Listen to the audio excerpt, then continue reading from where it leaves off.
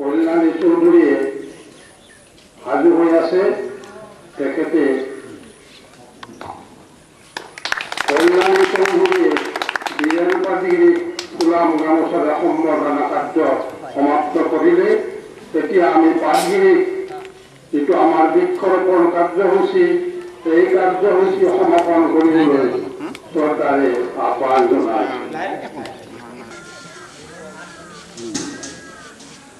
পাটগিৰি গছৰ পুলি হাতত লৈছে। এতিয়া গাঁতত নিক্ষেপ কৰিবলৈ তেওঁ সাজু হৈছে। আমাৰ লগত আমাৰ কাৰ্যকৰী সভাপতি তালুকদাৰ আৰু সম্পাদক কামেশ্বৰ পাঠক আৰু লাৱণ্য পাটগিৰিয়ে তেওঁ ইতিমধ্যে সহায় কৰি আছে।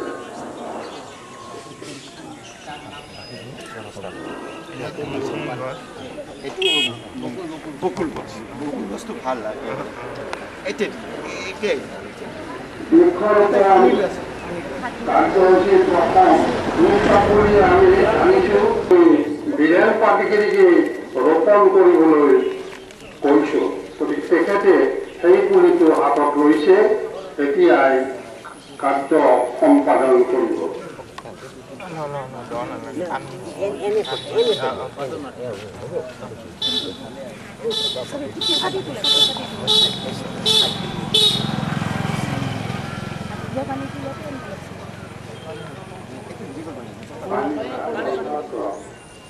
চিকিৎসক বীৰেন পাটগিৰিয়ে বৃক্ষৰোপণ কাৰ্য সমাপ্ত কৰিছে। তেওঁ মাটি লগা হাতখন চাফ কৰি এতিয়া আমাৰ মাইকৰ সন্মুখত থিয় হ'বলৈ আহিছে। মই আশা কৰোঁ তেখেতে আমাক দুআষাৰ মূল্যৱান কৰি কথা কৈ আমাক সন্তোষ দিব। এই সৰ্বতি উচ্চ মাধ্যমিক বিদ্যালয়ৰ 50 বছৰ বয়সত এই প্ৰণালীখনত আমি আটাই ইয়াত সমবেত হ'বলৈ পাই পৰম আনন্দিত। এই মহান প্ৰণালী জয়ন্তী উদযাপন সমিতিৰ মাননীয় সভাপতি তথা আমাৰ পাতাকাগুৰি সমষ্টিৰ বিধায়িকা ডক্টৰ ময়া বৰ্মন মহাশয়া, কাৰ্যকৰী সভাপতি আমাৰ শ্ৰদ্ধেয় শিক্ষাগুৰু শ্ৰীযুত ধীৰ চন্দ্ৰ তালুকদাৰদেৱ, সম্পাদক শ্ৰদ্ধেয় শিক্ষাগুৰু শ্ৰীযুত কামেশ্বৰ পাঠকদেৱ, সমিতিৰ সমূহ সদস্যবৃন্দ, সমূহ কৰ্মকৰ্তা, অৱদান তথা বৰ্তমানস্থিত সমূহ পূজনীয় আৰু পূজনীয় শিক্ষাগুৰু সকল, আমাৰ অতি মৰমৰ সভাপতি ছাত্ৰ ছাত্ৰী বন্ধু-বান্ধৱীসকল, এই বজালী মহকুমাৰ আটাইকেইখন গাঁৱৰ ৰাইজসকল আৰু ইয়াত উপস্থিত থকা সমূহ ভদ্ৰলোক ভদ্ৰমহিলাসকল, আপোনালোকলৈ মোৰ সাধাৰণ সন্মান আৰু প্ৰণাম যাচিলোঁ।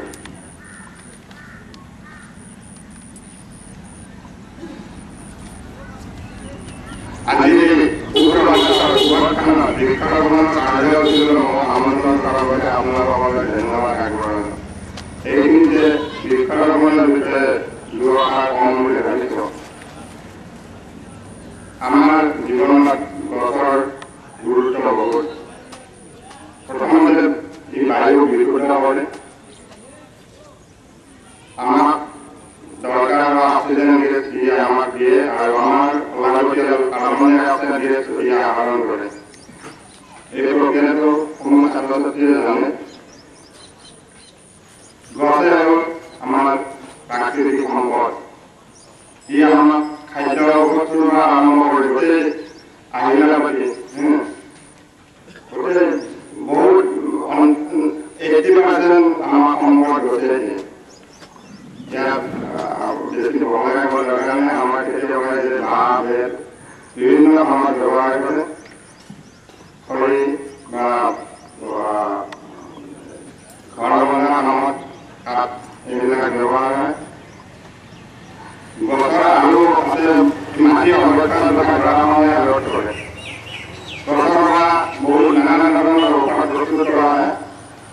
বহুতো প্ৰজাতিৰ চৰাই চিৰিকটি, জীৱ জন্তু বা কিছুমান অৰ্গেনিজম গছতে বাসস্থান হয়।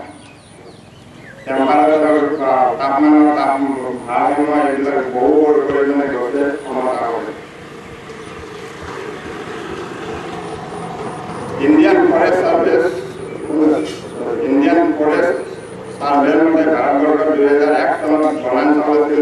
দশমিক ০৩%। ২০০৭ চনত এই শতাংশ হৈ গৈ ২৭%। আৰু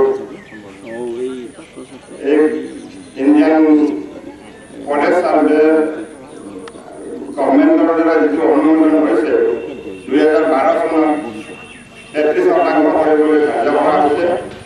গতিকে আমি বৃক্ষৰোপণ কৰিব লাগে।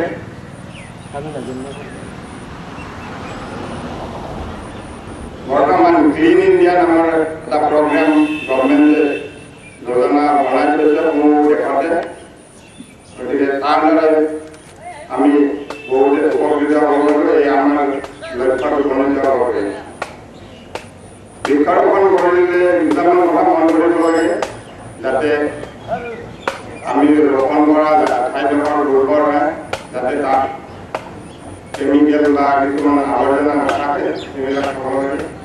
সচৰাচৰ আমি যিবিলাক গছ আমাৰ ইয়াত হয় লোকেল থলুৱা গছে ৰুব পৰাটো ভাল, কাৰণ বাহিৰৰ বেলেগ দেশৰ গছ আনি ৰুলে হয়তো নহ'ব পাৰে। তাৰপিছত শুকান বতৰত পানী দিব লাগে। জেওৰা দি যাতে গৰু ছাগলীয়ে বা প্ৰাকৃতিক পৰিৱেশৰ পৰা যাতে নষ্ট হ'ব নোৱাৰে তাৰ ব্যৱস্থা কৰিব লাগে। আৰু পচন দিলে ভাল, ফাৰ্টিলাইজাৰ দিয়াটো খুব ভাল নহয়। স্কুল কলেজত আমি বৃক্ষৰোপণৰ প্ৰগ্ৰেম কৰিব পাৰোঁ। তাত প্ৰত্যেক ছাত্ৰকে যদি আমি একোডাল গছৰ দায়িত্ব দিওঁ, একোটা পুলি যদি তেওঁলোকে যিমান বছৰ স্কুলখনত থাকে গছডালৰ যদি দায়িত্ব লয়, তেতিয়াহ'লে আমি বহুত এই আমাৰ অঞ্চলৰ ৰাইজৰ লগতে এই অঞ্চলৰ শিক্ষক শিক্ষয়িত্ৰী, প্ৰাক্তন ছাত্ৰ ছাত্ৰী সমূহৰ সহযোগত এই সোণালী জয়ন্তীখন আমি আটকধুনীয়াকৈ পৰিচালনা কৰাৰ কাৰণে প্ৰচেষ্টা লৈছোঁ। আৰু আমি অতি গৌৰৱান্বিত যে আমাৰ বৰ্তমানৰ ছাত্ৰ ছাত্ৰী আৰু বিভিন্ন ব্যৱসায় চাকৰিত থকা প্ৰাক্তন ছাত্ৰ ছাত্ৰীয়ে ইয়াত মুখ্য ভূমিকা গ্ৰহণ কৰি আমাৰ বহুতো কাম ৰাহি কৰিছে। যে আজি আমাৰ মাজত সকলোৰে পৰিচিত জ্ঞানপীঠ বঁটা বিজয়ী সন্মানীয়া মামণি ৰয়ছম বাইদেউ আমাৰ মাজত উপস্থিত হৈছে। আমি সকলোৱে আশাৰে বাট চাই আছোঁ যে তেখেতৰ গুৰুত্বপূৰ্ণ ভাষণ আমি শুনিবলৈ।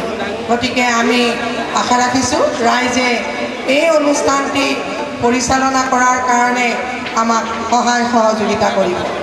ধন্যবাদ।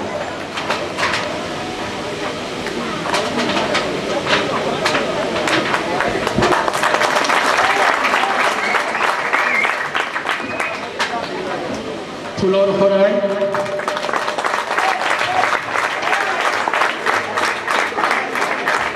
অসমীয়া জাতিৰ চিন স্বৰূপ ফুলাম জাপি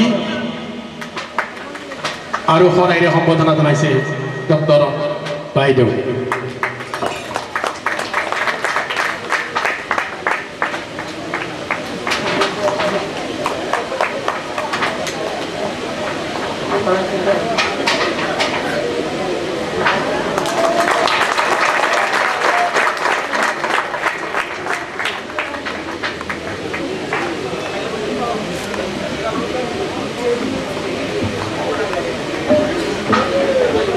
ধন্যবাদ বাইদেউ। এয়া হাস্য ব্যংগৰে মানুহক পেটৰ নাৰী লৰোৱা গল্প লিখক ৰিজু হাজৰিকা।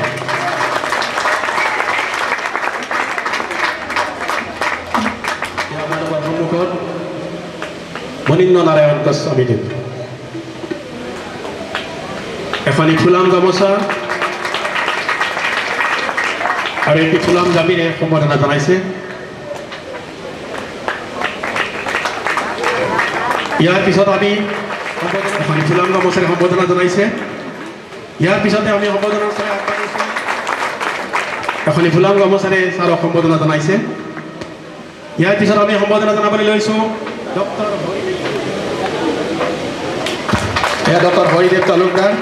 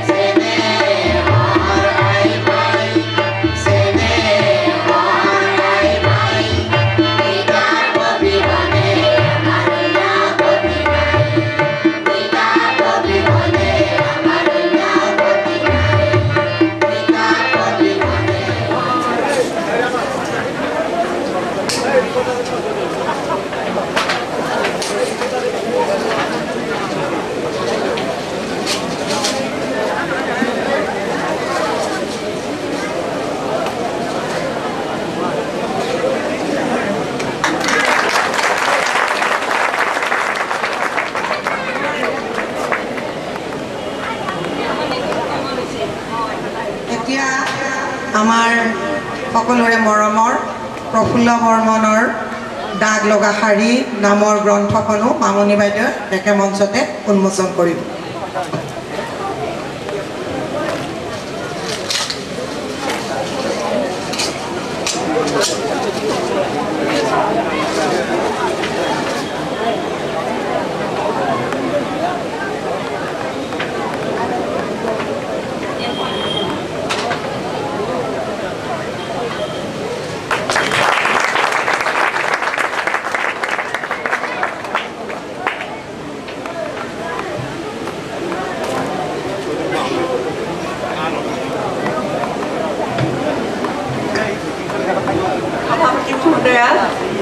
আৰু মোৰ অতি মৰমৰ ৰাইজ, মই আপোনালোকৰ ওচৰত আজি উপস্থিত হ'বলৈ পাই সঁচাকৈ ধন্য মানিছোঁ। কাৰণ মোৰ গা বৰ ভাল নাছিল আৰু মই আহিব পাৰিম নে নোৱাৰিম ঠিক নাছিল, কিন্তু পাৰি পেলাই মই অত্যন্ত আনন্দিত হৈছোঁ যে ইমানখিনি ৰাইজে এই স্কুলৰ এই উৎসৱত ভাগ লৈছেহি।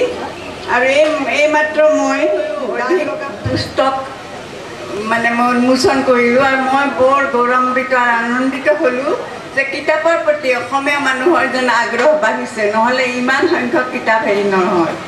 কিন্তু প্ৰফুল্ল বৰ্মনক আপোনালোকে জানে কথাই, তেখেত এজন আৰক্ষী বিষয়া, কিন্তু তেখেতে এনে সুন্দৰ এখন গ্ৰন্থ লিখি উলিয়ালে যে মই ইয়াৰ দুটামান গল্প ৰাতি পঢ়িবলৈ পালোঁ। আৰু মোৰ বিশ্বাস এই কিতাপখনে সকলোৰে মাজত সমাদৰ লাভ কৰিব। এজন আৰক্ষী বিষয়া যে ইমান ধৰণৰ মহানুভৱ মানুহ হ'ব পাৰে, কিছুমান গল্প পঢ়ি মোৰ এয়া ভাৱ হৈছিল যে আমাৰ আৰক্ষীসকলৰ যদি এনে মন হৃদয়ৰ ভিতৰত থাকে, আমাৰ এনেকুৱা হত্যাকাণ্ডবোৰত ইমান বেছি ক্ৰিটিচিজম হয়তো নহ'ব। মই প্ৰফুল্ল বৰ্মনক অভিনন্দন জনাইছোঁ।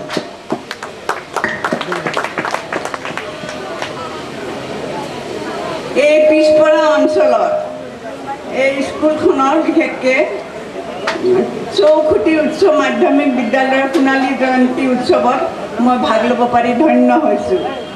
আজি 25 বছৰ এইখন স্কুলে আজি 25 বছৰ নে 50 বছৰ অতিক্ৰম কৰিছে। আৰু ই অতি সুন্দৰ কথা যে এই স্কুলখনে অনেক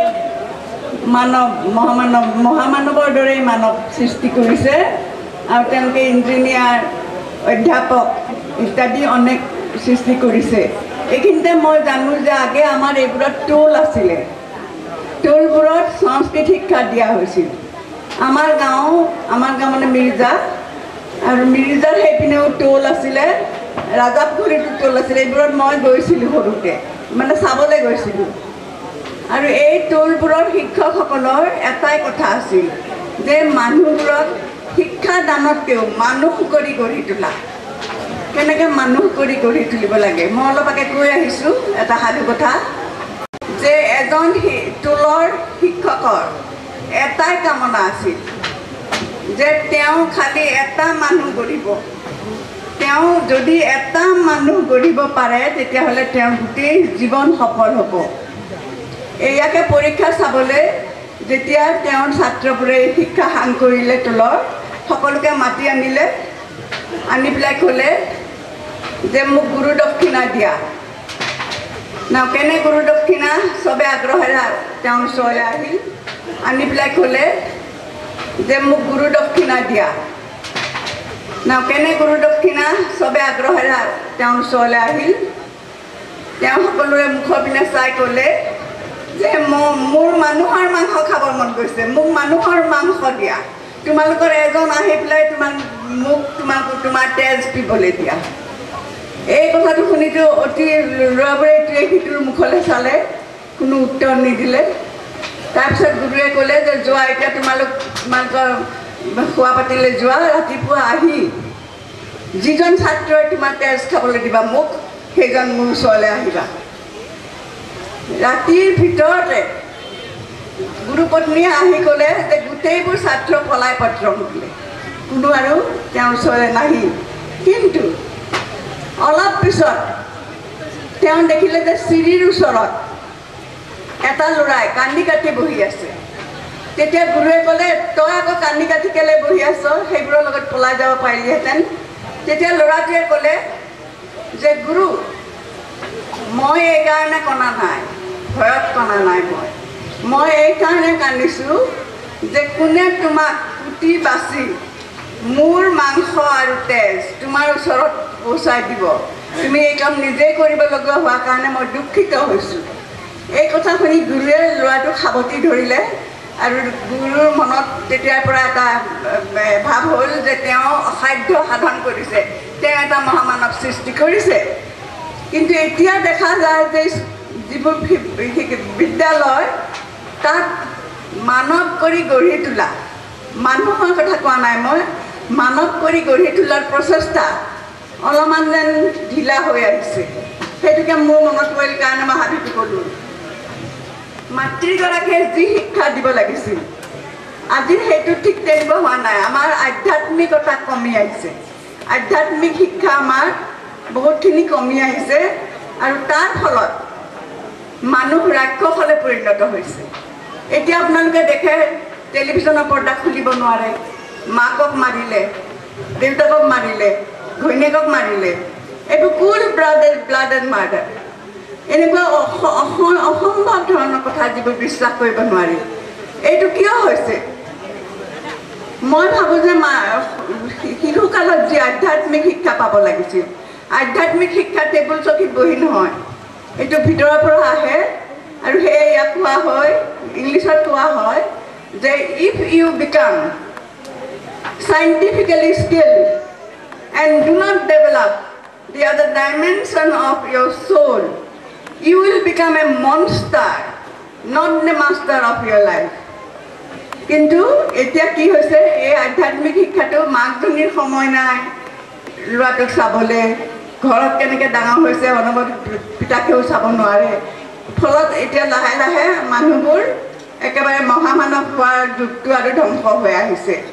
যেই নহওক, মই এইখিনিতে এটা কথা কওঁ যে আজিকালি শিক্ষাদানত কিছুমান গ্ৰন্থ আমাৰ পাঠ্যপুথিৰ অন্তৰ্গত হ'ব লাগে। সেইবোৰৰ ভিতৰত ৰামচৰিত মানস, মই ইংৰাজী স্কুলত পঢ়িছিলোঁ যদিও মোক কিন্তু ৰামায়ণৰ বিষয়ে শিক্ষা পঢ়িবলৈহে মোৰ দেউতাহঁতে কৈছিলে। মই এটা বেলেগ ছাবজেক্ট লৈছিলোঁ। ছমাহ কৰাৰ পিছত সকলোৱে মোৰ মাহঁতে চবে ক'লে যে এইটো নহয়, তুমি ৰামায়ণ লোৱা।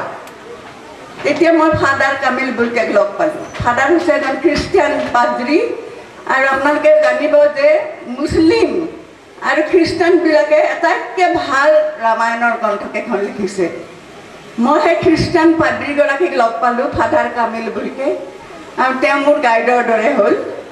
আৰু তেওঁ ক'লে যে তুমি ৰামচৰিত মানস লোৱা, আৰু মই সেই হিচাপে ৰামচৰিত মানস ল'লোঁ। আৰু ৰামচৰিত মানসে কি শিক্ষা দিছিল, আমাৰ শংকৰ গুৰুৱে যি শিক্ষা দিছিল ঠিক তেনেধৰণে, যেনে গুৰুক তপস্যা কৰিবা, সৎসংগ ল'বা, ঠিক এনেধৰণৰে তেওঁ কি কৈছিল শুনক। মই তেওঁৰ ভাষাতে কৈছোঁ যে প্ৰথম ভগতি সন্তনহ কৰ সংগ, দ্বিতীয় ৰাতি মম কথা প্ৰসংগ, গুৰুপদ পংকজ সেৱা, তৃতীয় ভগতি আমাৰ, চৌথি ভগতি মম গুণ গান কৰৈ কপটতে জ্ঞান, মন্ত্ৰ জপ মম দৃঢ় বিশ্বাসা, পঞ্চম ভগতি স বেদ প্ৰকাশা, সথ দম শীল বিৰতি বহু কৰ্ম, নিত্য নিৰন্তৰ সজ্জন ধামা, সতোৱা সমমোহী মই জগ দেখা, মুদ সন্ত অধিক কৰি লেখা, अथवा যথা লাভ সন্তোষা, সপনহি নহি দেখা পৰ দোষা, নৱম সৰল সবসন সলহীন, মম ভৰসে হিয়া হৰসনা দিন। এয়া আছিল তেওঁৰ শিক্ষা, যি শিক্ষাৰ লগত আমাৰ গুৰুজনাৰ শিক্ষা বহুতখিনি মিলে। আৰু গুৰুজনাই এই শিক্ষা আমাৰ বহুত দিন আগে, অৰ্থাৎ ৰামচৰিত মানস লেখা ১৫০ বছৰ আগে শিকাই থৈ গৈছিলে। যিয়ে নহওক, মই ৰামায়ণৰ কথা এইকাৰণে ক'লোঁ যে ৰামায়ণ সাহিত্য গোটেই ভাৰতবৰ্ষৰ ৰাজ্যবোৰৰ ভিতৰত অসম আগবঢ়া আছিল। আৰু আধুনিক ভাৰতীয় ভাষাৰ প্ৰথম ৰামায়ণখন মডাৰ্ণ ইণ্ডো এৰিয়ান লেংগুৱেজৰ অসমীয়া আছিল, যদিও দ্ৰাবিড়ীখন আগে ওলাইছিল কম্বন। এই অসমীয়া ৰামায়ণখন লিখোঁতে মাধৱ কন্দলীয়ে এটা নতুন অনুবাদ ৰীতি প্ৰচাৰ কৰিছিল। পৃথিৱীৰ ভিতৰত এই ৰীতিটো এটাতকৈ পুৰণা, অৰ্থাৎ অনুবাদ কৰোঁতে যে আমি লিবাৰ্টি ল'ব পাৰোঁ সেই কথাটো তেওঁলোকে দেখা শাস্ত্ৰ গদ্য পদ্য ছন্দে তাহান্ত বিচাৰ আমি কইয়া প্ৰমান্ধি আপোন বুদ্ধিৰ অৰ্থে যিমান বুজিলোঁ সংক্ষেপ কৰিয়া তাক পদে নিবন্ধিলোঁ কবি হ'ব নিবন্ধে লোক ব্যৱহাৰে কতো নিজা কতো লম্ভা কথা অনুসাৰে দৈৱ বাণী লোহে লৌকিকহে কথা এতেকে ইহাৰ দুখ নলৈবা সৰ্বথা গতিকে এয়া তোমাৰ নিজৰ কাব্য হিচাপে গ্ৰহণ কৰিবা আৰু অনুবাদ কৰোঁতে তুমি লিবাৰ্টি ল'বা ফ্ৰীডম ল'বা এই কথা সেই 700 বছৰ আগে আমাৰ অসমীয়া কবিয়ে দেখুৱাই থৈ গৈছে গতিকে এইবোৰ কিতাপ চিলেবাছৰ ভিতৰত থাকিব লাগিব মই সেইটোকে আশা কৰোঁ যে চিলেবাছবোৰ এতিয়া নতুনকৈ লিখিবলগীয়া হৈছে কাৰণ আমি এটা বৰ ডাঙৰ এটা ক্ৰাইচিছৰ মাজেৰে পাৰ হৈছোঁ আজি দেখা যায় যে একো খুলিবই নোৱাৰি কাগজে অপেন কৰিব নোৱাৰি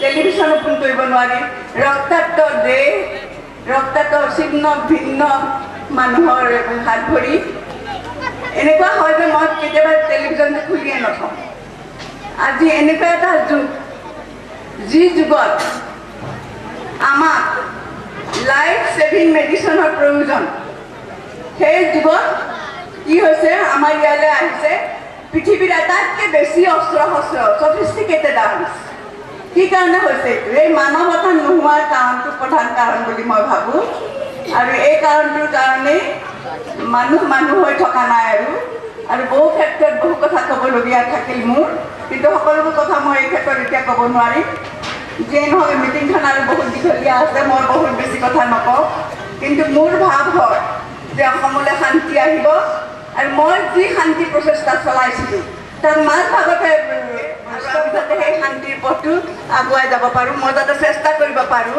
শান্তি যাতে ঘূৰি আহে মই চেষ্টাহে কৰিব পাৰোঁ মই হৈছে এজনী লেখিকা মই কোনো পলিটিচিয়ান নাই মোৰ কোনো পলিটিকেল এম্বিশ্যন নায়েই কিন্তু কথা হ'ল কি আমি য'ত প্ৰচেষ্টা চলাইছিলোঁ যি জেগাত আৰু ফাইনেল যিটো লাষ্টৰ যিকেইটা কথা হৈছিল যে চৰকাৰে যিকেইখন চেণ্টাৰে কৈছিল যে আমি এইকেইটা ইমপ্লিমেণ্ট কৰিম লাষ্ট ৰাউণ্ডত কৈছিল যে আমি এনেকৈ বন্দী মুক্তি কৰিম আৰু এইকেইটামান কথা আছিল সেইকেইটা কিয় নহ'ল লাষ্টৰ সেইকেইটা কি কাৰণে স্তব্ধ হ'ল মই নিজে ক'ব নোৱাৰোঁ গতিকে সেইকেইটা খুলি দি আমি তেওঁলোকক সশ্ৰদ্ধ প্ৰমাণ কৰি কৈছোঁ যাতে শান্তি প্ৰচেষ্টাটো চৰকাৰে আকৌ আৰম্ভ কৰে এইখিনিকে মই ক'লোঁ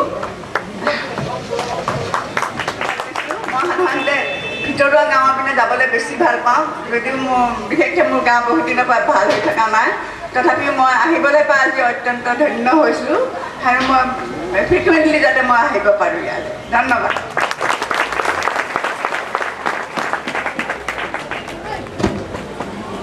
আমাৰ সকলোৰে শ্ৰদ্ধাৰ আৰু আকাংক্ষিত তেওঁৰ বক্তব্যৰ পৰা আমি আজি এই সোণালী জয়ন্তীত যিখিনি গ্ৰহণ কৰিব পাৰোঁ নিশ্চয় আমাৰ ৰাইজৰ লগতে শিক্ষক শিক্ষয়িত্ৰী ছাত্ৰ ছাত্ৰীয়ে তেওঁক বক্তব্যৰ সাৰমৰ্ম গ্ৰহণ কৰি নিজৰ জীৱনত আগুৱাই যাব আমি চৌখতি স্কুলৰ সমূহ শিক্ষকবৃন্দ ছাত্ৰ ছাত্ৰী ৰাইজৰ হকে বাইদেউলৈ আমি আন্তৰিক অভিনন্দন জনাইছোঁ এতিয়া হাইস্কুলৰ সোণালী জয়ন্তী উপলক্ষে যিখন মুকলি সভা তথা স্মৃতিকুঞ্জ উন্মোচনী সভা হৈছে এই সভাৰ সভানেত্ৰী পৰম শ্ৰদ্ধেয়া আৰু মোৰ মৰমৰ শ্ৰীযুতা মলয়া বৰ্মন অকল আপোনালোকৰ বিধায়িকাই নহয় তেখেত এজন ভাল লেখিকা সুবক্তা আৰু বহু ক্ষেত্ৰত সমস্ত দিশতে আগবঢ়া মহিলা সম্বন্ধত মোৰ আচলতে ভাই বোৱাৰী হয় মই দাদা হওঁ তেওঁৰ অৰ্থাৎ তেওঁৰ স্বামীৰ মই দাদা নিজৰ মোৰ সম্পৰ্ক আছে আজি ইয়াতে পাই বৰ ভাল পাইছোঁ তেনেদৰে মঞ্চত উপবিষ্ট আছে আমাৰ কৃষি বিশ্ববিদ্যালয়ৰ প্ৰাক্তন অধ্যাপক কালুদাস ডাঙৰীয়া মোৰ অতি প্ৰিয় শ্ৰদ্ধাৰ বন্ধু আমাৰ গোস্বামী ডাঙৰীয়া প্ৰমুখ্যে বিশিষ্ট ব্যক্তিসকল আৰু মোৰ সন্মুখত আছে পাঠশালা অঞ্চলৰ সমূহ ৰাইজ এই স্কুলৰ শিক্ষক শিক্ষয়িত্ৰীসকল আৰু মৰমৰ ছাত্ৰ ছাত্ৰীসকল, শ্ৰদ্ধাৰ সাংবাদিকসকল আৰু অভিভাৱকসকল আটাইকে মোৰ নমস্কাৰ সেৱা জনাইছোঁ, মোৰ মৰম জনাইছোঁ। ইয়ালৈ আহিবৰ আনন্দ পাইছোঁ আমি, কাৰণ আমাৰ এইটো এটা বৃত্তিৰ নিচিনাই হৈছে। আজি কিছু বছৰ ধৰি অসংখ্য সভা সমিতিত গৈছোঁ। আজি প্ৰায় 2 মাহ ধৰি এটা দিনো আমাৰ খালী নাই যে আজি মিটিং নাই। দৈনিক একোখন সভা আছে, তাত গৈছোঁ, নিমন্ত্ৰণ পাইছোঁ, আপোনালোকৰ চৰণৰ ধূলি ল'বলৈ আহিছোঁ। কাৰণ এইবিলাক অনুষ্ঠানত আহিলে আমাৰ আৰু বেছি আনন্দ লাগে, এইকাৰণে যে আমাৰ অতীতৰ কথাবিলাক মনত পৰে। মই একেলগে আহিছোঁ, আপোনালোকে জানেই ইতিমধ্যে তেখেতে ভাষণ প্ৰদান কৰিলে। প্ৰখ্যাত লেখিকা, অকল অসমৰ নহয়, ভাৰতৰ নহয়, বিশ্বৰ লেখিকা ডক্টৰ মামণি ৰয়ছম গোস্বামী। বাটত আহোঁতে আমি নানা কথা পাতি আহিছোঁ, শিক্ষা দীক্ষাৰ ওপৰত, সাহিত্য সংস্কৃতিৰ ওপৰত, অসমীয়া জীৱনৰ ওপৰত, অসমীয়া পৰিস্থিতিৰ ওপৰত। এই আটাইখিনি কথা তেখেতে যদিও ইংগিত দিছে, ভাষণ খুব তেখেতে চমু কৰিছে। এইগৰাকী ব্যক্তি আমাৰ বাটকটীয়া। এতিয়া সকলো দিশতে আমাক অসমৰ মহিলাসকলক বিশেষকৈ মানে অসমক এটা ৰিপ্ৰেজেণ্ট কৰিছে, এটা যেন প্ৰতিনিধি কৰিছে গোটেই বিশ্বৰ কাৰণে। জনাজাত য'তেই গৈছোঁ ভাৰতত, আমি বিদেশত যাবলৈ আমাৰ সুবিধা হোৱা নাই, কিন্তু ভাৰতবৰ্ষত যি ঠাইতে গৈছোঁ মামণি ৰয়ছম গোস্বামীৰ নাম, ভূপেন হাজৰিকাৰ নাম সকলোৱে কয়। সঁচা কথা। এনেধৰণে মোৰ লগত আৰু আহিছে আমাৰ প্ৰফুল্ল বৰ্মন। আপোনালোকে জানে তেখেতৰ গ্ৰন্থ এখন উন্মোচন হ'ল, আৰু এখন গ্ৰন্থ অলপ পাছতে উন্মোচন হ'ব। এজন পুলিচ বিষয়া হিচাপে বৰ ভাল লেখক। তেওঁৰ গল্প পঢ়ি, মই নিজেও গল্প লেখক, আজি প্ৰায় 55-56 বছৰ ধৰি মই গল্প লিখিছোঁ। 1957 চনৰ পৰা মই গল্প লিখিছোঁ। তেতিয়া মই নলবাৰী গৰ্ডন হাইস্কুলৰ ছাত্ৰ আছিলোঁ। তেতিয়াৰ পৰা মই গল্প লিখি আছোঁ আজিলৈকে অহৰ্নিশে। এজনে উল্লেখ কৰিছে, বৰ্মন ডাঙৰীয়াই, যে মই 2500 গল্প লিখিছোঁ। হয়, 2500ৰ ওপৰ হৈ গ'ল, এতিয়া লিখি আছোঁ। এই গল্পৰ সকলো দিশকে চালি জাৰি চাই মই প্ৰফুল্ল বৰ্মনৰ গল্প সেইকাৰণে ভাল পাওঁ যে বাস্তৱ কথা লিখিছে।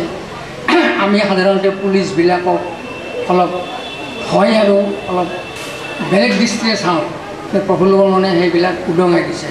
পুলিচো মানুহ, পুলিচৰো এটা অন্তৰ আছে, এখন এটা জ্ঞান আছে, গৰিমা আছে, বুদ্ধি আছে, বৃত্তি আছে। আৰু পুলিচ লেখক অসমত বহুত ওলাইছে, তাৰে ভিতৰত প্ৰফুল্ল বৰ্মন এজন অন্যতম। আৰু আপোনালোকৰ গৌৰৱৰ কথা যে এইখন স্কুলৰ পৰা ইতিমধ্যে যিমান সংখ্যক গুণী জ্ঞানী ছাত্ৰ ওলাই গৈছে, আৰু গোটেই আমাৰ দেশত তথা অসমত তেওঁলোকে যথেষ্ট সুনামেৰে কাৰ্যনিৰ্বাহ কৰি আছে। শিক্ষাৰ দিশত, প্ৰশাসনৰ দিশত, সকলো দিশতে চৌকটীয়া হাইস্কুলৰ এটা বিশেষ ধৰণৰ নাম আছে।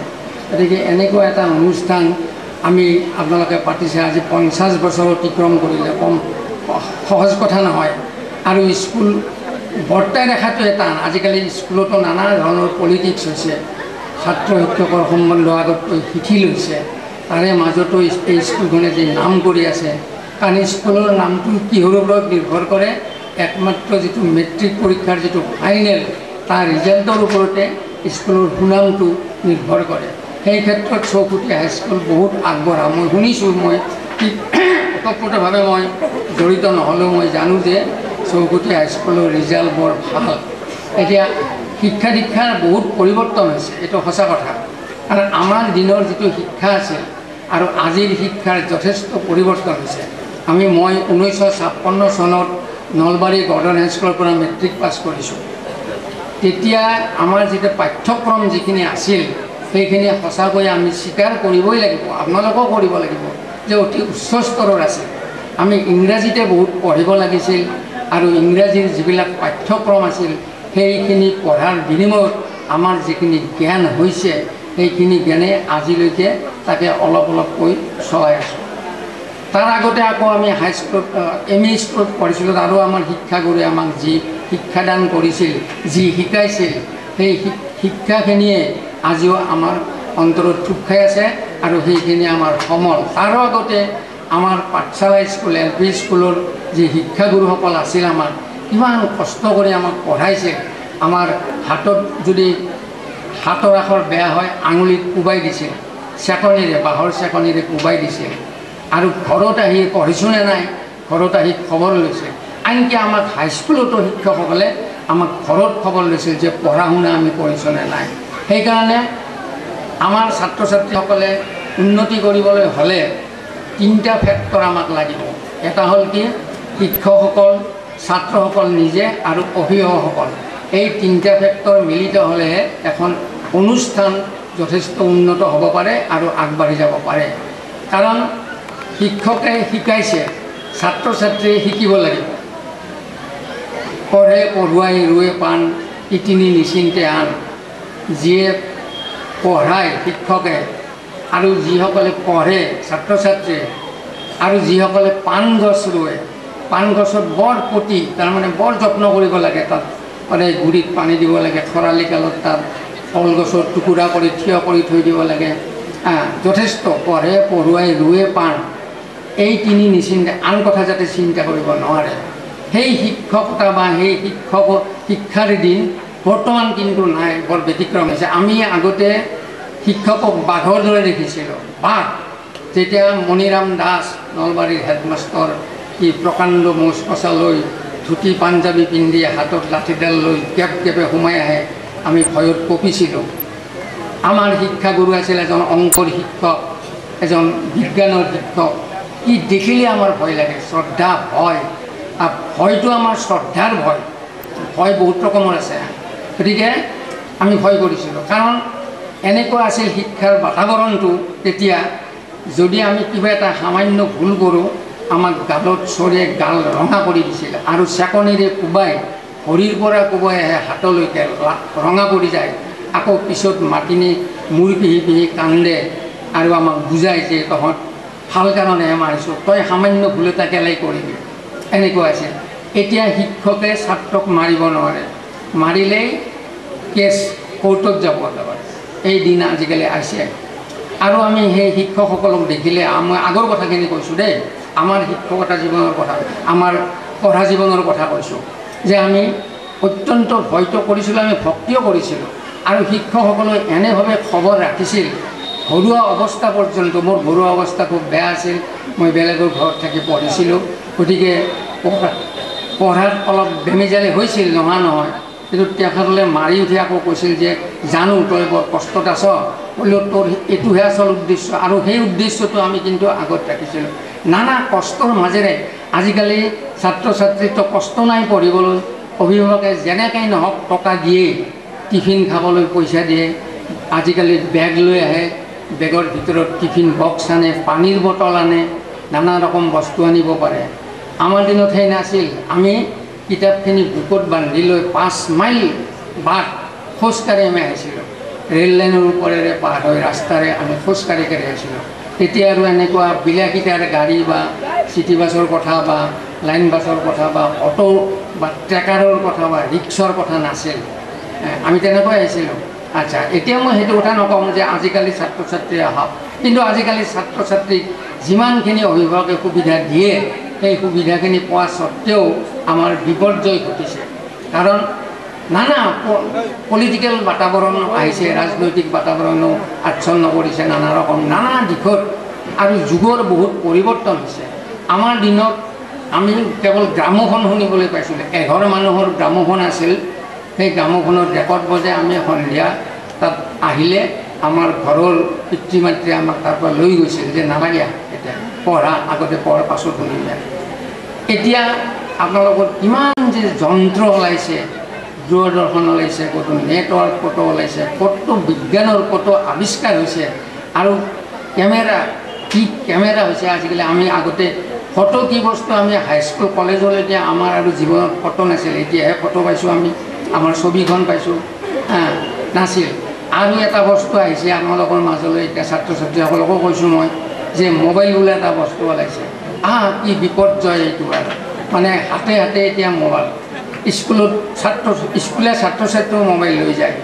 কলেজততো কথাই নাই এনেকুৱা মানে এটা অপৰিহাৰ্য যেন অংগ হৈ পৰিছে মোবাইলটো নহ'লেই নহয় আৰু অকথাও বহুত পাতে মোবাইলবিলাক লৈ পেলাই আন্ধাৰে মুন্ধাৰে অকথাও পাতে ৰখি আছোঁ আহা তুমি কিয় দেৰি কৰিছা এনেধৰণৰ অকথাও পাতে এইবিলাক যুগৰ যিবিলাক বিজ্ঞানে আমাক যিবিলাক দিছে আৰু বিজ্ঞানে আমাক সেইবিলাক ধ্বংস কৰিছে আমাৰ স্বভাৱ চৰিত্ৰ নষ্ট হৈছে বহুতখিনি আমি পিছুৱাই গৈছোঁ এতিয়া শিক্ষকক ছাত্ৰ ছাত্ৰীয়ে আজিকালি যথেষ্ট সন্মান নকৰে এইটো স্বীকাৰ্য কথা কাৰণ এতিয়া মোৰ মই কিছুদিন স্কুলত কাম কৰিছিলোঁ তাৰপাছত আহি ৰিজাৰ্ভ বেংক পালোঁ চাকৰি ক্ষেত্ৰত গতিকে মোৰ ছাত্ৰই এতিয়া মোকে সোধে ছাৰ কি খবৰ ল'ৰা ছোৱালীকেইটা ডাঙৰ হৈছেনে ছাৰ আৰু যেন মানে সি কিবা এটা ডাঙৰহে হৈছে সি যেতিয়া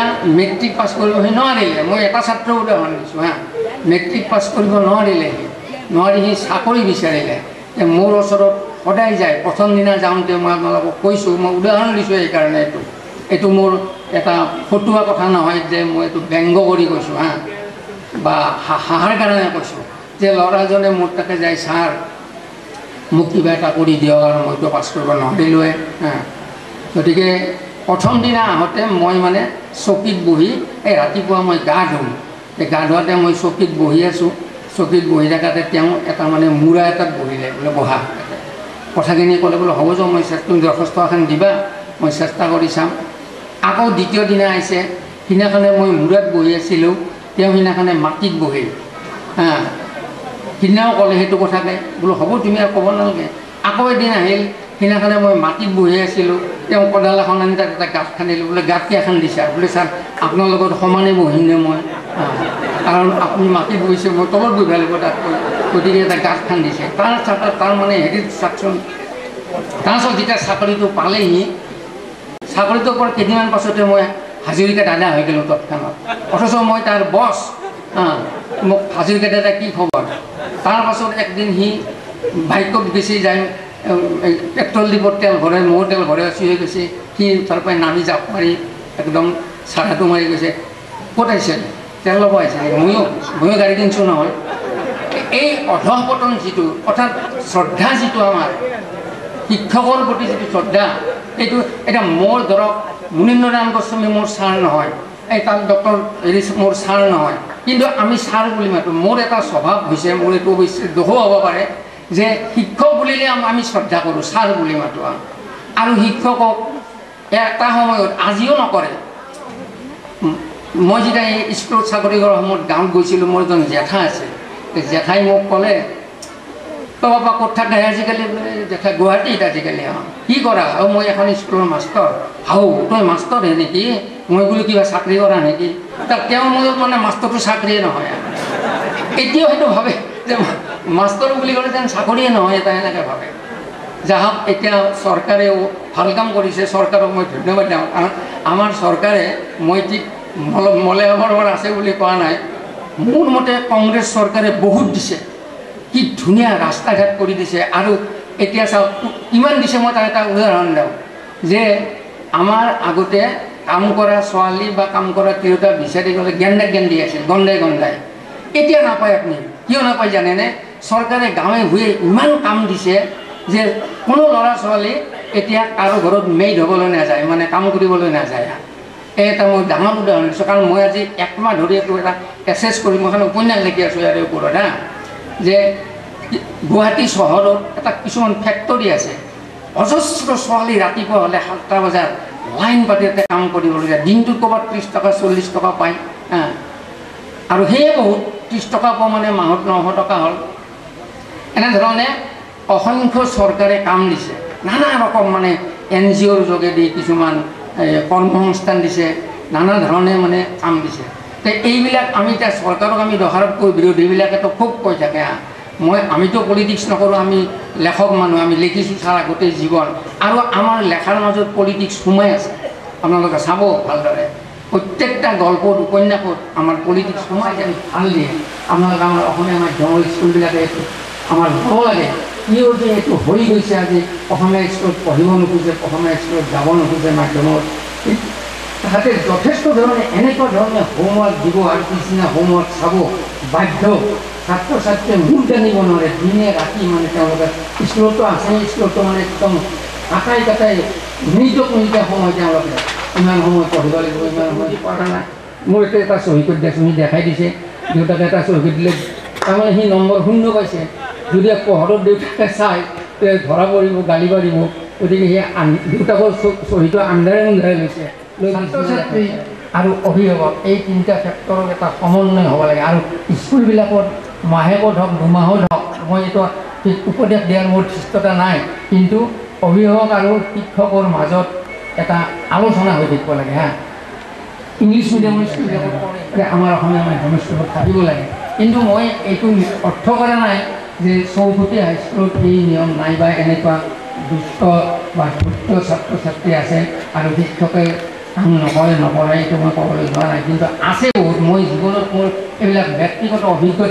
অভিজ্ঞতা মই অৰ্জন কৰিছোঁ কৰিহে মই কৈছোঁ স্কুলত সোমাই 11টা বজাত আহি হেডমাষ্টাৰ বা হেডমাষ্টাৰক ক'ব বিলটো ক'ব পালেনে আগতে শিক্ষক দৌৰি ওলাই যে ছাত্ৰ ছাত্ৰী ওলাবই নহয় এনেকুৱা আছে আৰে বাপা তোৰ ইমানে গোটেই অধৈৰ্য হ'লিনে তো ছাত্ৰ ছাত্ৰীখিনি আগবাঢ়ি যাবলৈ দিয়ে এনেকুৱা স্কুল আমাৰ আছে মানে এই সমস্ত বিসৰ্জন দি আমি গৌৰৱ কৰিছোঁ আজি চৌকুটি হাইস্কুলৰ যেনেকৈ ৰিজাল্ট মই জানো তাৰ পৰা কিমান মহান ব্যক্তি ওলাই গৈছে ভাল নাটকৰ ক্ষেত্ৰত সাহিত্যৰ ক্ষেত্ৰত কলা কৃষ্টিৰ ক্ষেত্ৰত আজি যিটো আৰম্ভণি গীত গাইছে এইটো একদম মানে ব্যতিক্ৰম ইমান মোৰ ভাল লাগিছে ইয়াত কেইবাটাও সুৰ দিছে বেয়া নাপাব যে মই আজি 50 বছৰৰ ওপৰকাল গল্প উপন্যাস নাটক লিখিছোঁ প্ৰবন্ধ লিখিছোঁ কিন্তু বহুত আলোচনী যাব যে চৌকুটি হাইস্কুলৰ এখন স্মৃতিখণ্ড বৰ সুন্দৰ হৈছে এনেধৰণে আপোনালোকৰ গোটেইখিনি কথা ভাল মই কোনো হেৰি পোৱা নাই আমাক ধুনীয়াকৈ আনিছে সুন্দৰ প্ৰফুল্লৰ মই কৃতজ্ঞ আৰু মোৰ আৰু এটা অহংকাৰ হয় আজিকালি মামনি ৰয়ছম গোস্বামীৰ লগত আহি ভাবিলে মোৰ অহংকাৰ হয় চাওক মামনি ৰয়ছম বাটৰ লগত কৈছোঁ এইটো কথা গতিকে বাইদেউৰ লগত আহিছোঁ বৰ আনন্দ লাগিছে পুনৰাই মই সকলোকে মোৰ মৰম শ্ৰদ্ধা কৃতজ্ঞতা জনাই মই সামৰণি মাৰিছোঁ ধন্যবাদ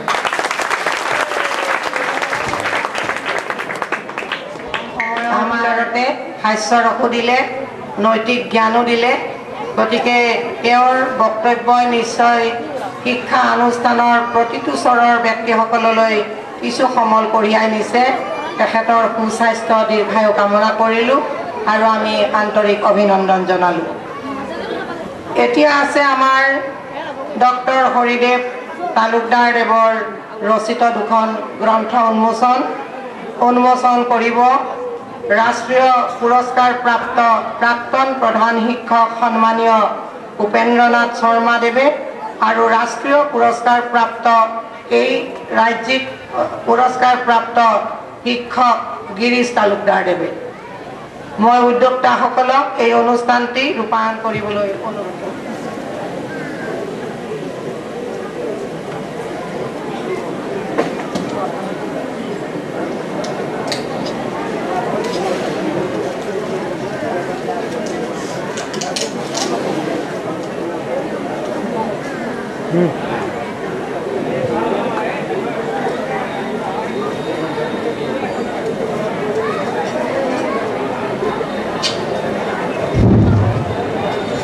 শ্ৰদ্ধেয় সাহিত্য অনুৰাগী ৰাইজ আমাৰ এজন প্ৰাক্তন ছাত্ৰ শ্ৰী হৰিদেৱ তালুকদাৰে আজি দুখন কিতাপ উন্মোচন কৰাব এখনৰ নাম হ'ল সেউজী প্ৰভাত এইখন এসময়ত আপোনালোকে যদি মন কৰিছিল গম পাব ডিব্ৰুগড় অনাতাঁৰ কেন্দ্ৰভাৱে যোগে ইতিপূৰ্বে প্ৰচাৰিত হৈ গৈছে আমি সেইটো অলপ নজৰ দি বা মন দি শুনিছিলোঁ আৰু শুনি পঢ়িছিলোঁ কিতাপখন মোক আগতে এটা কপি দিছিল আৰু তাত তেওঁ চৰিত্ৰাৱলী কেইটামান চৰিত্ৰ অংকন কৰিছিল আৰু সেই চৰিত্ৰকেইটা এজন হ'ল বয়োজ্যেষ্ঠ কৃষক ধনীৰাম দাস এজন তিৰোতা ভাৰতী তাৰপিছত নবীন কৃষক এজন ঠগীৰাম উদ্যোগী কৃষক যাদৱ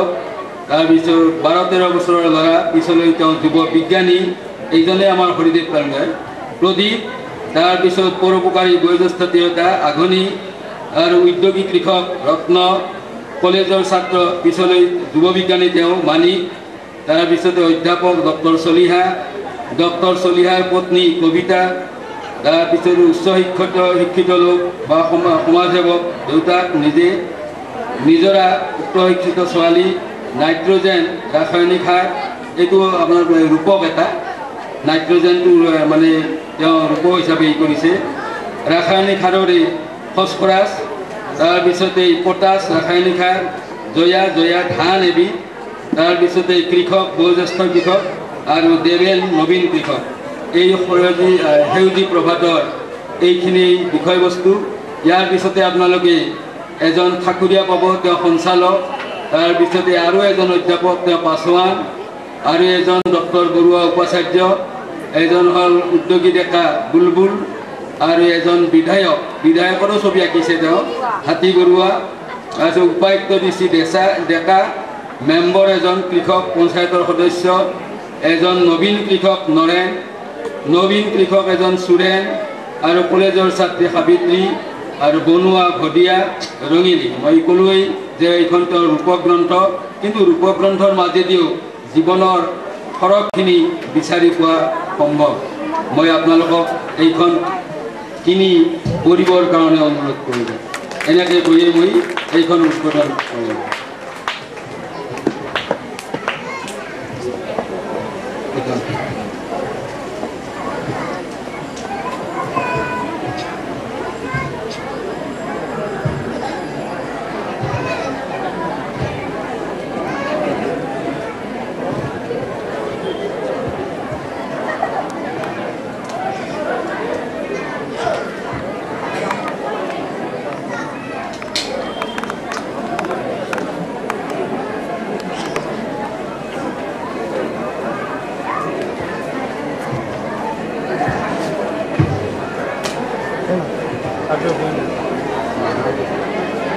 আজিৰ সভাৰ সভানেত্ৰী আমাৰ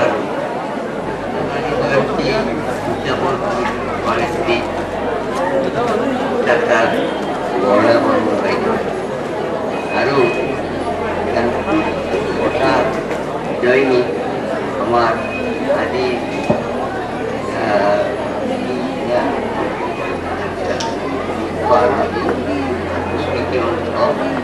música Maharino Sangyo Moi Amar Dr. Hidip Taluster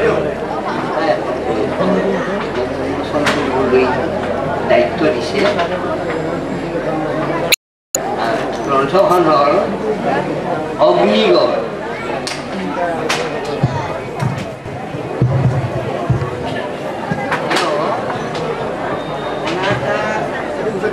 কেন্দ্ৰ যোগে ইতিমধ্যে প্ৰচাৰী হৈ গৈছে 9খন নাটক, এটা সংকলন, গোটেইকেইখন ইয়াতে লগ লগে নাটক এইখন তেখেত সংকলন কৰি অগ্নিগড় নাম দি এখন এই গ্ৰন্থ ৰচনা কৰিছে। ডক্টৰ হৰিদেৱ তালুকদাৰ মোৰ অতি প্ৰিয় ছাত্ৰ, এই চৌকুটি হাইস্কুলৰ প্ৰথম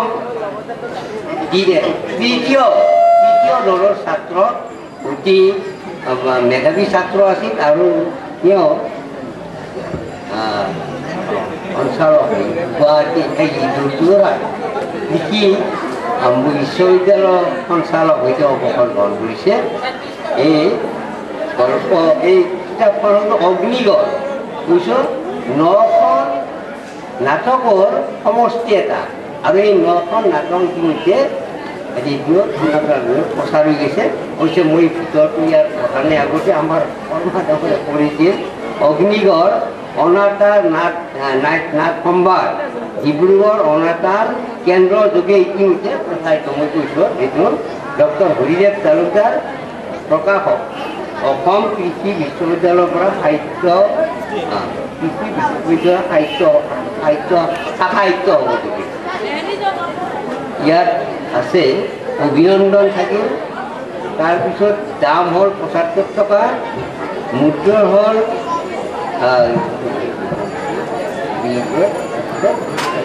offset with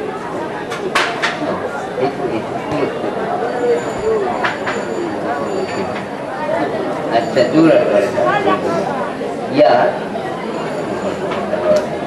খুশিপত্র সে দুর্ভিক্ষর পদার্থ অগ্নিগম নৈবেদ্যে পিসাপানি স্বীকৃতি সহযোগ ফলশ্রুতি সুরৈকস ও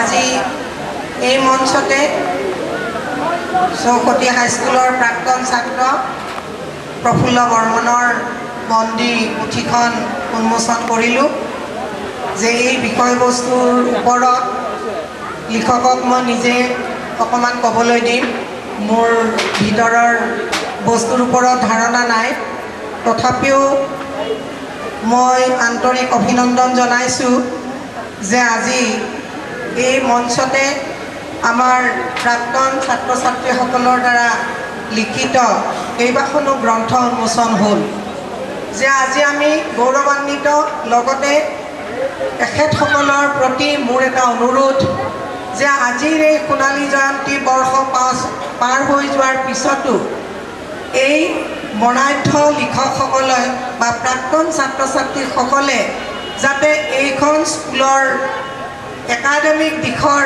যিটো খবৰ তেখেতসকলে যাতে ৰাখে আৰু আমাক সহযোগিতা আগবঢ়ায় মই এতিয়া সভানেত্ৰী হিচাপে আনুষ্ঠানিকভাৱে বন্দী পুথিখন উন্মোচন কৰিলোঁ আৰু লিখক প্ৰফুল্ল বৰ্মন ডাঙৰীয়া মই দুষাৰ বক্তব্য এই পুথিখনৰ ওপৰত ৰাখিবলৈ অনুৰোধ আজি এই গ্ৰন্থ উন্মোচনী তথা স্মৃতি গ্ৰন্থ উন্মোচনী সভানেত্ৰী তথা এই অনুষ্ঠানটিৰ সভানেত্ৰী আৰু আমাৰ স্থানীয় বিধায়িকা বাইদেউ গুৱাহাটীৰ পৰা আগত আজি উন্মোচনী বাইদেউ মামনি ৰয়ছম গোস্বামী বাইদেউক আপোনালোকে সকলোৱে জানে ইতিমধ্যে সকলোৱে আপোনাৰ তেখেতৰ ভাষণ শুনিছে মোৰ পৰম শ্ৰদ্ধাৰ শিক্ষাগুৰুসকল আৰু অন্যান্য বিশিষ্ট ব্যক্তিসকল প্ৰভাত উপস্থিত থকা মোৰ সহপাঠী একালৰ সহপাঠীসকল বন্ধু বান্ধৱীসকল মোৰ ছিনিয়ৰ ছাত্ৰ ছাত্ৰী দাদা বাইদেউসকল আৰু মোৰ জুনিয়ৰ যিসকল পঢ়ি আছে বা পিছত এই স্কুলৰ পৰা ওলাই গৈছে ছাত্ৰ ছাত্ৰী ভাই ভণ্টিসকল আৰু স্থানীয় ৰাইজ লিখকৰ দুই এষাৰ বুলি কওঁতে নিশ্চয় ক'ব লাগে কিন্তু বৰ দিগদাৰ কোৱাটো আপোনালোকে জানে মই এজন আৰক্ষী বিষয়া হিচাপে কাম কৰি আছোঁ বৰ্তমানো ডক্টৰ ভূপেন হাজৰিকাদেৱক মই চাকৰিকালীন অৱস্থাতে গৌৰীপুৰত লগ পাইছিলোঁ প্ৰতিমা বৰুৱা পাণ্ডেৰ ঘৰত প্ৰতিমা বৰুৱা পাণ্ডে তেতিয়া তেখেতৰ ওপৰত হস্তিৰ কন্যা বুলি এখন কাৰ্তিক হাজৰিকাই এখন ছবি এখন নিৰ্মাণ কৰি আছিলে মই সহায় কৰিছিলোঁ তেখেতক তেতিয়াৰ পৰা প্ৰতিমা বাইদেউৰ লগত মোৰ ভাল খুব চিনাকি আৰু তেখেতৰ ওপৰত মই পিছত এখন প্ৰতিমা পাণ্ডে অসম নন্দিনী প্ৰতিমা বৰুৱা পাণ্ডে বুলি এখন কিতাপ লিখিছোঁ সেই সময়ত ডক্টৰ ভূপেন হাজৰিকাদেৱ তেখেত এদিন উপস্থিত হৈছিলে গোৱালপাৰা জিলাৰ সাহিত্য সভাৰ অনুষ্ঠান এটা কৰি পিছত তেখেতে মোক বাইদেউ শুনিয়াক চিনাকি কৰি দিলে যে এওঁ মোৰ ভাইটি হয় প্ৰফুল্ল বৰ্মন ভূপেন হাজৰিকাদেৱে কৈছিলে যে তোমাৰ ঘৰ ক'ত মই ক'লোঁ মোৰ পাঠশালা তেতিয়াহ'লে আৰু সঁচাকৈ ময়ো ভাবিছোঁ সঁচাকৈ ভাগ্যৱান পাঠশালাত জন্মগ্ৰহণ কৰিছোঁ আজি পাঠশালাত কি নাই নাট্য সংস্কৃতিৰ পৰা আৰম্ভ কৰি গোটেইখিনি পাঠশালাত আজি ভৰপূৰ হৈ আছে তাতোকৈ মই অতি আচৰিত অতি ভাল পাইছোঁ এইকাৰণে আজি ভাগ্যৱান বুলি ভাবিছোঁ যে পাঠশালা অঞ্চলৰ বজাৰী অঞ্চলৰ এখন উন্নত স্কুল চৌকুটি হাইস্কুল য'ত মই পঢ়িছিলোঁ কিন্তু মোৰ দুৰ্ভাগ্যবশতঃ যে মই ইয়াত মাত্ৰ 3টা বছৰে পঢ়িবলৈ পাইছিলোঁ অষ্টম শ্ৰেণীৰ পৰা দশম শ্ৰেণীলৈ কাৰণ মোৰ আৰ্থিক অৱস্থা খুব বেয়া আছিল এটা সময়ত মোৰ দুজন দাদা স্কুলৰ পৰা মানে এৰিব লগা হৈছিলে বিশেষ কাৰণবশতঃ আৰ্থিক অনাটনৰ কাৰণে আৰু মোৰ 3য় শ্ৰেণীত বৃত্তি পৰীক্ষা পোৱাৰ পিছত মোৰ ঘৰৰ মানুহখিনিয়ে মানে অপাৰগতাৰ কাৰণে মোক মানে স্কুলত পঢ়াবলৈ মানে দ্বিধাবোধ কৰিছিল মই স্কুলত পঢ়াব নোৱাৰি তেতিয়া মোৰ মামা গলক তালুকদাৰ মগুৰীয়া এম ই স্কুলৰ তেওঁ শিক্ষক আছিল। তেওঁ মোক এদিন চাইকেল উঠাই পেলাই লৈ গ'ল আৰু লৈ গৈ পেলাই তাক নাম লগাই দিলে আৰু তাতে মই গৈ পেলাই প্ৰথম পঢ়িবলৈ বাধ্য হ'লোঁ আৰু তাত প্ৰথম হৈ মই মানে 1 নম্বৰ ছাত্ৰ হিচাপে আছিলোঁ আৰু তেনেকৈ তাত মই 3 বছৰ পঢ়াৰ পিছত আকৌ ইয়ালৈ ঘূৰি আহিলোঁ। কিন্তু এই 3টা বছৰত মোৰ এনেকুৱা এটা মানে মনত এটা দুখ এটা ভাৱ হৈ আছিলে। মই আজি নষ্টালজিক হৈ পৰিছোঁ যে মানে সেই সময়ত যেতিয়া মই স্কুলত যাওঁ ঘৰৰ পৰা হাতত ভৰিত চেণ্ডেল নাই হাফ পেণ্ট এটা পিন্ধি আৰু তেনেকৈ ফটা চিটা পিন্ধি যাওঁ। যাওঁতে চৌকুটি স্কুলৰ পৰা চাই যাওঁ বাওঁফালে সকলো ল'ৰাবিলাক ছোৱালীবিলাক স্কুললৈ আহে আৰু মই ওলোটা ফালে মানে গতিৰ বিপৰীতে ওলোটা ফালে তেওঁলোকৰ মই মুগুৰীয়ালৈ যাব লগা হৈছিল পথাৰৰ মাজে মাজে। মোৰ চকুৰ পানী ওলাইছিল তেতিয়া যে মই এইখন স্কুলত কিয় পঢ়িব পৰা নাই। সেই দুখত মানে গধূলি হ'লে মই তাৰ পৰা আহোঁতে সন্ধিয়া হৈছিল মই খেলিবও পোৱা নাছিলোঁ গধূলি সময়ত। যি নহওক অকণমান দুখ লাগে এইবিলাক কথা ক'লে। তাৰপিছত ইয়াৰ পৰা মেট্ৰিক পাছ কৰিলোঁ, কিন্তু আশা কৰা মতে মোৰ দেউতা সেই সময়তে ঢুকাল মেট্ৰিক পঢ়াৰ আগে আগে, গতিকে মই ভবামতে ফলাফল কৰিব নোৱাৰিলোঁ। যিয়ে নহওক তাৰপিছত আৰু কিছু দূৰ পঢ়াৰ পিছত মই মানে BSFত সোমাব লগা হ'ল চাকৰি মানে গোটেই মানে ঘৰুৱা অসুবিধাৰ কাৰণে। যিয়ে নহওক খুব কষ্ট কাৰণে মই পঢ়া বাদ দি পেলাই BSFত সোমালোঁ আৰু BSFত থাকিয়ে মই PU পাছ কৰি আকৌ BA পাছো কৰিলোঁ প্ৰাইভেট পৰীক্ষাৰ্থী হিচাপে। প্ৰাইভেট পৰীক্ষা দি BA পাছ কৰাৰ পিছত আকৌ মই সেই চাকৰিটো বাদ দিবলৈ চেষ্টা কৰি শেষত সাব ইন্সপেক্টৰৰ ইণ্টাৰভিউ এটা দিলোঁ আৰু ভগৱান প্ৰসন্ন হৈ মোক সাব ইন্সপেক্টৰ চাকৰি দিলে আৰু সেই চাকৰিটো বাদ দিবলৈ ইয়াত আহিছিলোঁ। তাৰপিছত আকৌ চেষ্টা কৰি প্ৰাইভেটে মই অসমীয়া বিভাগত MA পাছ কৰিলোঁ গুৱাহাটী ইউনিভাৰ্চিটিৰ পৰা। যিয়ে নহওক তাৰপিছত লিখা আৰম্ভ কৰিলোঁ কিছু পৰিমাণে আৰু এতিয়ালৈ লিখি এতিয়ালৈ 7খন কিতাপ মই লিখিছোঁ। প্ৰতিমা বৰুৱা পাণ্ডেৰ ওপৰত এখন মৰিদ্যান বুলি কবিতা পুথি, গল্প সংকলন 3খন আৰু সাহিত্য সংস্কৃতিৰ পথত অসম আৰক্ষী বুলি এখন কিতাপ আৰু এতিয়া আজি 2খন। আজি এই অনুষ্ঠানটিত আজি পুখুৰী স্কুলত য'ত এইখন স্কুলত আমি খেলি মেলি পঢ়িছিলোঁ সেইখন স্কুলৰ আজি মাজমজিয়াত শিক্ষাগুৰুসকলৰ সন্মুখত উপস্থিত হৈ আজি এনেকৈ দুআষাৰ ক'বলৈ পাই মোক গৌৰৱ অনুভৱ কৰিছোঁ। কিন্তু মই বক্তৃতা দিয়াৰ মানে যথাৰ্থতা নাই মোৰ। আৰু ইতিমধ্যে 2জন বক্তা আপোনালোকে জানে, ৰিজু হাজৰিকাক মই বৰ অনুনয় কৰি মাতি আনিছোঁ ইয়ালৈ। তেখেতে বিভিন্ন অনুষ্ঠানত এনেকৈ বক্তৃতা দিয়ে, 1 ঘণ্টা 2 ঘণ্টা বক্তৃতা দিব পাৰে। মামনি বাইদেউৰ কথা ক'বই নালাগে, নামেই যাৰ পৰিচয়। তেখেতৰ ঘৰলৈ আমাৰ ছাৰসকল বাইদেউসকল গৈছিলে। আপোনালোকে কেতিয়াবা যাব, যদি ৰামায়ণী সাহিত্যৰ এটা তেখেতে এটা কেন্দ্ৰীয় তাত অধ্যয়ন কেন্দ্ৰ কৰিছে তেখেতৰ ঘৰটোতে। আৰু আপোনাৰ আচৰিত হ'ব যে এই বাইদেউ এতিয়াও এই বয়সত অনবৰত লিখি থাকে। লিখা আৰু পঢ়া তেখেতৰ একদম মানে সাংঘাতিক কাম। আৰু তেখেতৰ ঘৰত শ মানুহ ডেইলি লাইন পাতি থাকে লগ হোৱাৰ কাৰণে। মই বহুত অনুৰোধ বিনয় কৰি আমাৰ তেখেতৰ পৰা আমি অনুমতি লৈ পেলাই ছাৰসকলক মাতি নিছিলোঁ। কামেশ্বৰ পাঠক ছাৰ, আমাৰ তালুকদাৰ ছাৰ গৈছিলে, বসন্ত তালুকদাৰ ছাৰ, গিৰিশ তালুকদাৰ ছাৰ, এনে ফুলেশ্বৰী বাইদেউ সকলোৱে গৈ পেলাই তেখেতক আমন্ত্ৰণ জনালে। তেখেতে আহিম বুলি স্বীকৃতি দিলে, কিন্তু আহিব পৰা অৱস্থা নাছিলে। যোৱাকালিলৈ কৈ আছিলে মোক যে বৰ্মন তুমি কৈ আছা কিন্তু মই যাব পৰা নোৱাৰোঁ, ঠিক নাই। উদীয়মান লেখকসকলক আমি অনুৰোধ জনাম যে যিকোনোভাৱে তেখেতসকলে লিখাটো যাতে চেষ্টা কৰে, কাৰণ লিখাটো থাকি যায়, বাকী একো নাথাকে পৃথিৱীত চব বস্তুৱে শেষ হৈ যায় কিন্তু লিখাটো থাকি যায়। গতিকে সকলোকে মই আৰু অভিভাৱকসকলক অনুৰোধ জনাইছোঁ যে শিশুসকলক যাতে লিখাৰ এটা প্ৰচেষ্টা কৰে, তেওঁলোকক যাতে আপোনালোকে উৎসাহ উদগনি জনায়।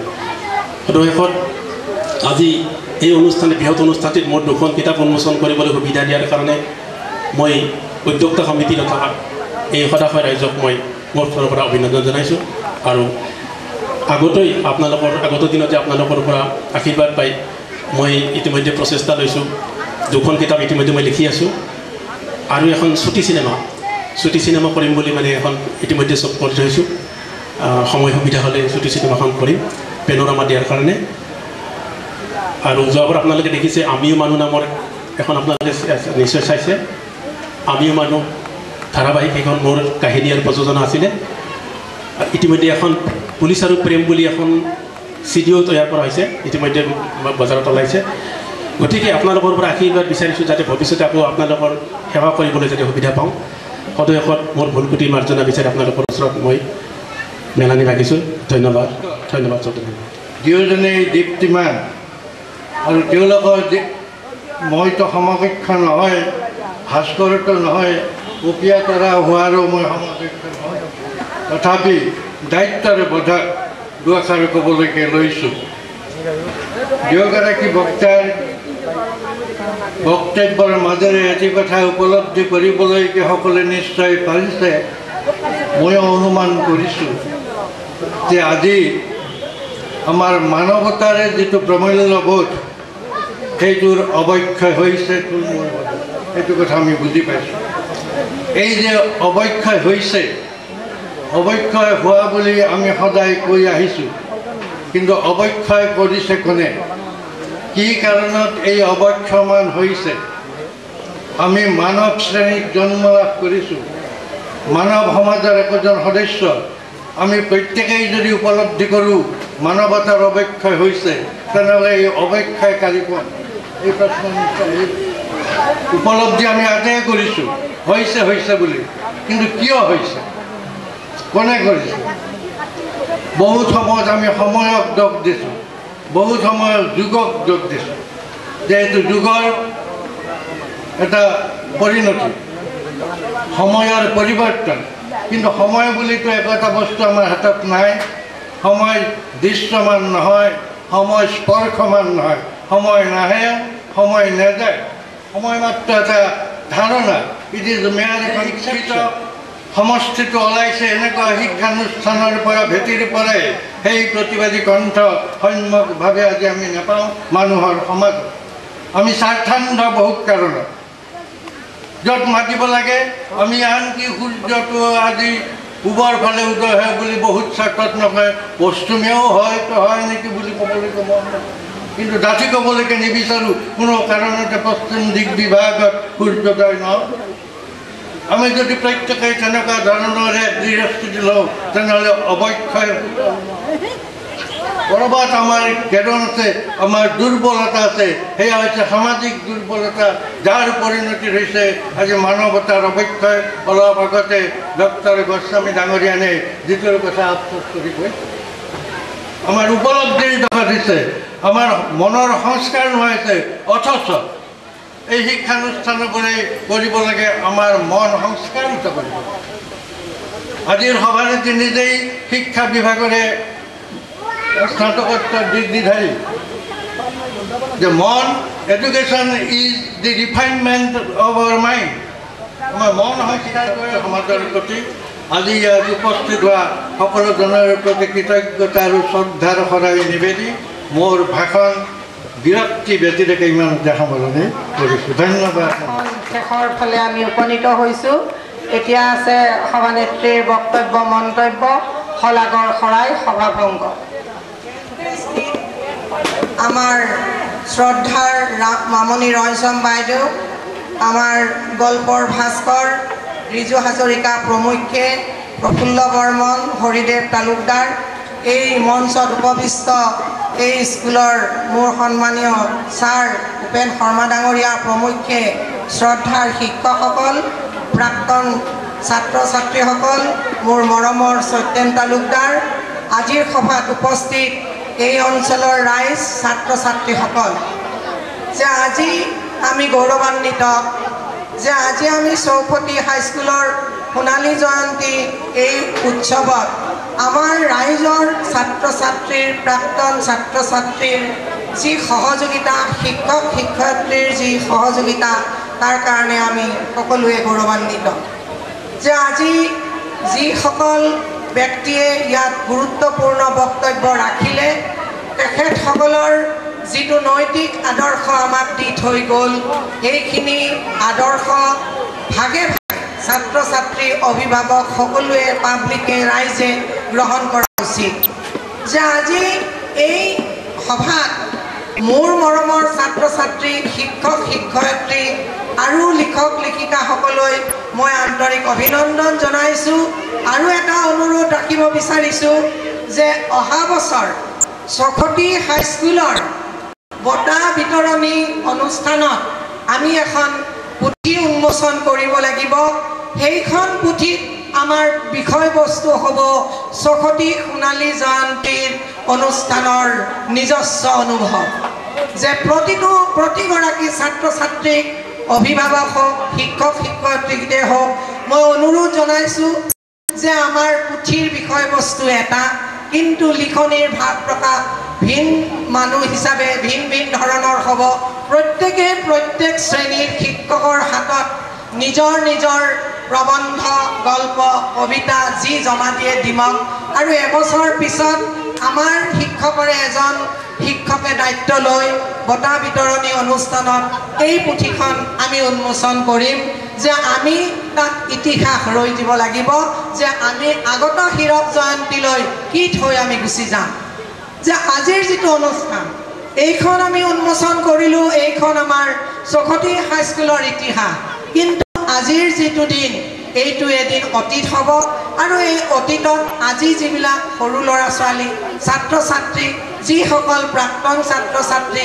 বিভিন্নজনে ইয়াত যোগদান কৰিছে তাৰো এটা অনুভূতি আমি থৈ যাব লাগিব যে আমি ছাত্ৰ ছাত্ৰীসকলক কৈছোঁ যে আমাৰ শৰীৰত 5টা ইন্দ্ৰিয় আছে চকু কাণ নাক জিভা ছাল আমি প্ৰত্যেকে একোজন বেলেগ বেলেগ ব্যক্তি এই 5টা ইন্দ্ৰিয়ৰ দ্বাৰা আমি পৃথিৱীৰ সকলো জ্ঞান আহৰণ কৰোঁ এই চকুৰে মই কিবা এটা ভাল বস্তু চাইছোঁ মোৰ নিচিনা এজন ব্যক্তিয়ে এই দুটা চকুৰে কিবা এটা বেয়া বস্তু এনজয় কৰি আছে মই এটা সুন্দৰ কথা শুনিছোঁ আন 10জনে এটা বেয়া কথা শুনিছে এজনে ভাল বস্তু স্পৰ্শ কৰিছে আনজনে এটা বেয়া বস্তু স্পৰ্শ কৰিছে পিস্তল লৈছে বন্দুক লৈছে চোকা চুৰিৰে মানুহ হত্যা কৰিছে এই জিভাখনেৰে আমি ভাল বস্তুৰ সোৱাদ লৈছোঁ এই জিভাখনেৰে এচামে বেয়া বস্তুৰ সোৱাদ লৈ আছে এই যে চকু কাণ নাক জিভা ছাল এই 5টা ইন্দ্ৰিয়ৰ দ্বাৰা আমি জ্ঞান আহৰণ কৰি আছোঁ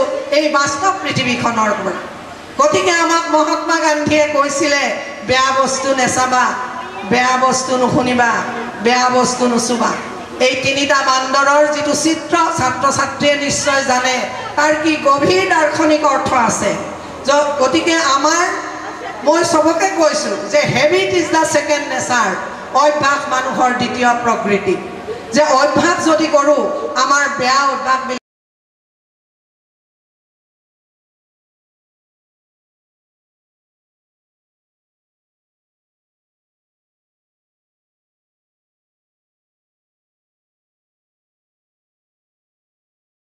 যাৰ ফলত আগত দিনবিলাকত চৌখটি হাইস্কুলৰ যিটো বাৰ্ষিক পৰীক্ষাৰ ফলাফল তাক লৈ যাতে আমি সকলোৱে গৌৰৱ অনুভৱ কৰোঁ আজি আমি আছোঁ কালি হয়তো আমি নাই কিন্তু ইয়াৰ গৌৰৱ ইতিহাসত ৰৈ যাব লাগিব মই সকলো ৰাইজলৈ মই আন্তৰিক অভিনন্দন জনাইছোঁ যে সকলোৱে সহযোগিতা কৰাৰ কাৰণে আৰু এই সাহিত্যিকসকলৰ যিটো মূল্যৱান বক্তব্য তেখেতসকলে আমাক সকলোৱে সহায় সহযোগিতা কৰাৰ কাৰণে আমি সকলোকে আন্তৰিক ধন্যবাদ জনাইছোঁ এতিয়া আছে শলাগৰ শৰাই আগবঢ়াব আমাৰ সম্পাদিকা ফুলমতী পাটগিৰিয়ে আৰু তাৰ পিছতেই এই অনুষ্ঠানৰ সামৰণি পৰিব এতিয়া মই ফুলমতী পাটগিৰিক তেওঁৰ শলাগৰ শৰাই যাচিবলৈ অনুৰোধ জনাইছোঁ স্মৃতি গ্ৰন্থ উন্মোচনী সভাখন সুকলমে সম্পন্ন কৰাৰ বাবে আমাৰ সভানেত্ৰী বাইদেউ তথা উদযাপন সমিতিৰ সভানেত্ৰী বাইদেউক মই ধন্যবাদ জনাইছোঁ।